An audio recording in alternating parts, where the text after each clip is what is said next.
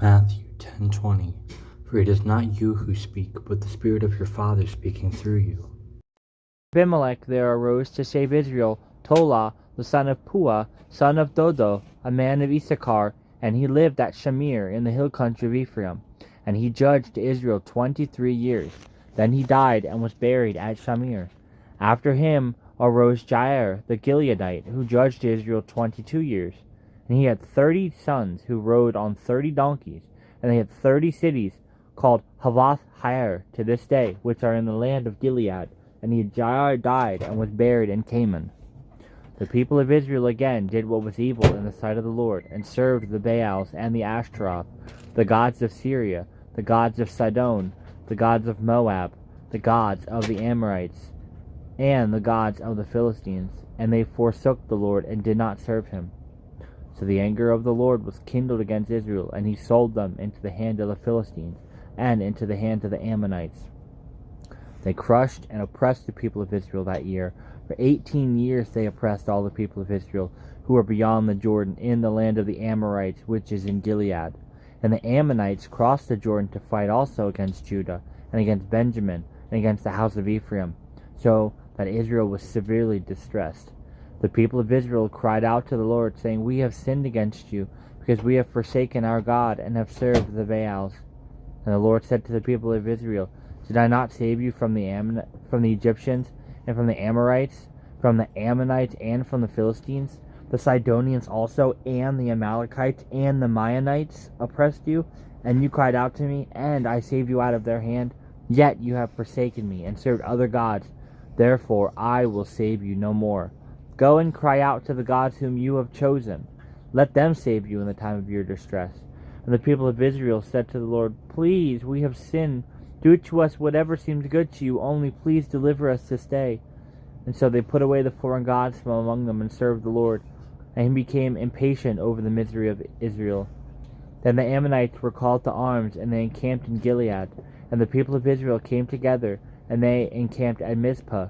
And the people, the leaders of Gilead, said to one another, Who is the man who will begin to fight against the Ammonites?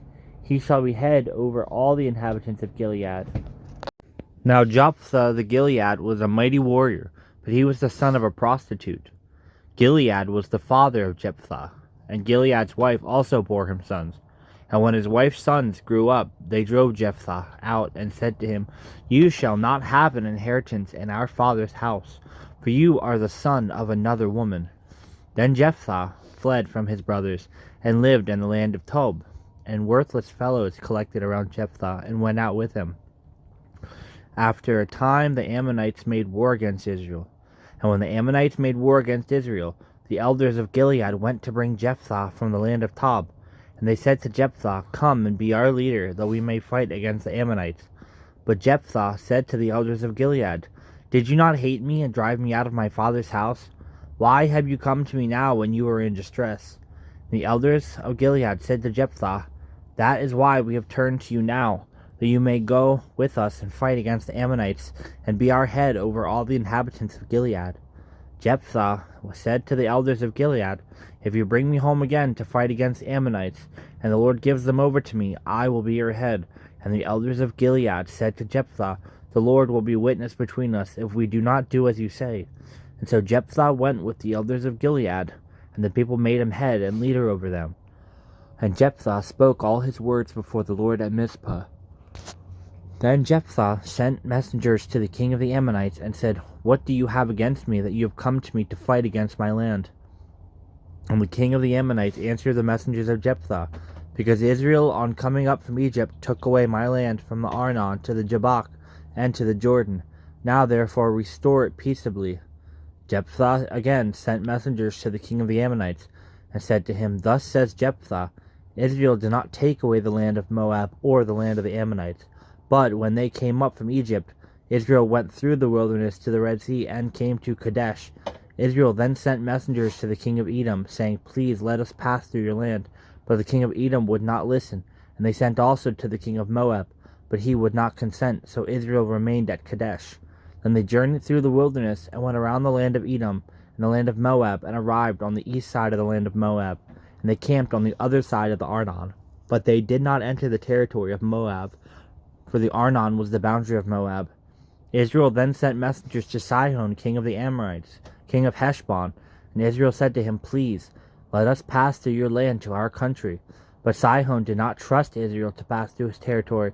So Sihon gathered all his people together and encamped at Jahaz and fought with Israel. And the Lord, the God of Israel, gave Sihon and all his people into the hand of Israel, and they defeated them. And so Israel took possession of all the land of the Ammonites who inhabited that country. And they took possession of all the territory of the Amorites, from the Arnon to the Jabbok, and from the wilderness to the Jordan. And so then the Lord, the God of Israel, dispossessed the Amorites from before his people Israel. Are you going to take possession of them? Will you not possess what Chemosh your God gives you to possess? And all that the Lord our God has dispossessed from us, we will possess. Now, are you any better than Balak the son of Zippor, king of Moab? Did he ever contend against Israel, or did he ever go to war with them? While Israel lived in Heshbon and its villages, and in Aroer and its villages, and all the cities that are on the banks of the Arnon 300 years, why did you not deliver them within that time? I therefore have not sinned against you, and you do me wrong by making war on me. The Lord, the judge, decide this day between the people of Israel and the people of Ammon. But the king of the Ammonites did not listen to the words of Jephthah that he sent to him. And the Spirit of the Lord was upon Jephthah, and he passed through Gilead and Manasseh, and passed on to Mizpah of Gilead.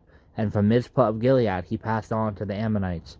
And Jephthah made a vow to the Lord, and said, "If you will give the Ammonites into my hand, then whatever comes out from the doors of my house to meet me when I return in peace from the Ammonites shall be the Lord's, and I will offer it up for a burnt offering."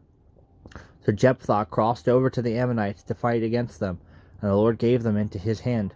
And he struck them from Aroer to the neighborhood of Minnith, 20 cities, and as far as Abel Keramim, with a great blow. So the Ammonites were subdued before the people of Israel. Then Jephthah came to his home at Mizpah, and behold, his daughter came out to meet him with tambourines and with dances, for she was his only child. Besides her he had neither son nor daughter.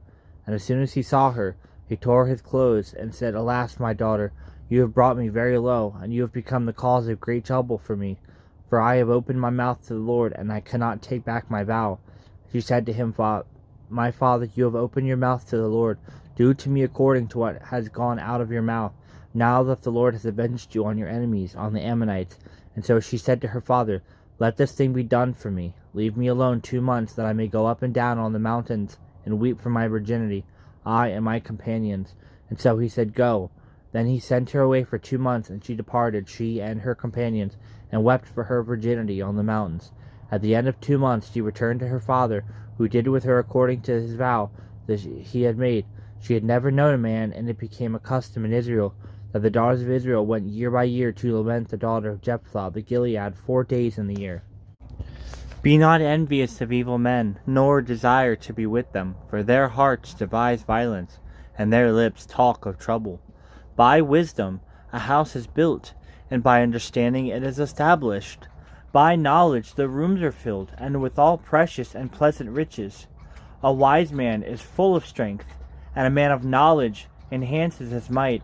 For by wise guidance you can wage your war, but in abundance of counselors there is victory. Wisdom is too high for a fool. In the gate he does not open his mouth. Whoever plans to do evil will be called a schemer. The devising of folly is sin, and the scoffer is an abomination to mankind. If you faint in the day of adversity, oh, your strength is small. Rescue those who are being taken away to death. Hold back those who are stumbling to the slaughter. If you say, "Behold, we do not know this," does not he who weighs the heart perceive it? Does not he who keeps watch over your soul know it? And will he not repay man according to his work? My son, eat honey, for it is good, and the drippings of the honeycomb are sweet to your taste. Know that wisdom is such to your soul, and if you find it, there will be a future, and your hope will not be cut off. Lie not in wait as a wicked man against the dwelling of the righteous. Do no violence to his home, for the righteous falls 7 times and rises again, but the wicked stumble in times of calamity. Do not rejoice when your enemy falls, and let not your heart be glad when he stumbles, lest the Lord see it and be displeased, and turn away his anger from him. Fret not yourself because of evildoers, and be not envious of the wicked, for the evil man has no future. The lamp of the wicked will be put out. My son, fear the Lord and the king, and do not join with those who do otherwise, for a disaster will arise suddenly from them, and who knows the ruin that will come from them both. These also are sayings of the wise. Partiality in judging is not good. Whoever says to the wicked, "You are in the right," will be cursed by people and abhorred by nations. But those who rebuke the wicked will have delight, and a good blessing will come upon them. Whoever gives an honest answer kisses the lips. Prepare your work outside, get everything ready for yourself in the field, and after that build your house. Be not a witness against your neighbor without cause, and do not deceive with your lips. Do not say, "I will do to him as he had done to me, for I will repay the man back for what he has done." I passed by the field of a sluggard, by the vineyard of a man lacking sense, and behold, it was all overgrown with thorns. The ground was covered with nettles, and its stone wall was broken down. Then I saw and considered it. I looked and received instruction. A little sleep, a little slumber, a little folding of the hands to rest, and poverty will come upon you like a robber, and want like an armed man. Thankfulness takes the sting out of adversity. That is why I have instructed you to give thanks for everything. There is an element of mystery in this transaction. You give me thanks regardless of your feelings. I give you joy regardless of your circumstances. This is a spiritual act of obedience, at times blind obedience. To people who don't know me intimately, it can be seen as irrational and even impossible to thank me for heart-trending hardships. Nonetheless, those who obey me in this way are invariably blessed, even though difficulties may remain. Thankfulness opens your heart to my presence, and your mind to my thoughts. You may still be in the same place with the same set of circumstances, but it is as if a light has been switched on, enabling you to see me from my perspective. It is this light of my presence that removes the sting from adversity. Ephesians 5:20. Always give thanks to God the Father for everything, in the name of our Lord Jesus Christ. Psalms 118:1. Give thanks to the Lord, for he is good, and his love endures forever. Psalm 89:15. Blessed are those who have learned to acclaim you, who walk in the light of your presence, O Lord.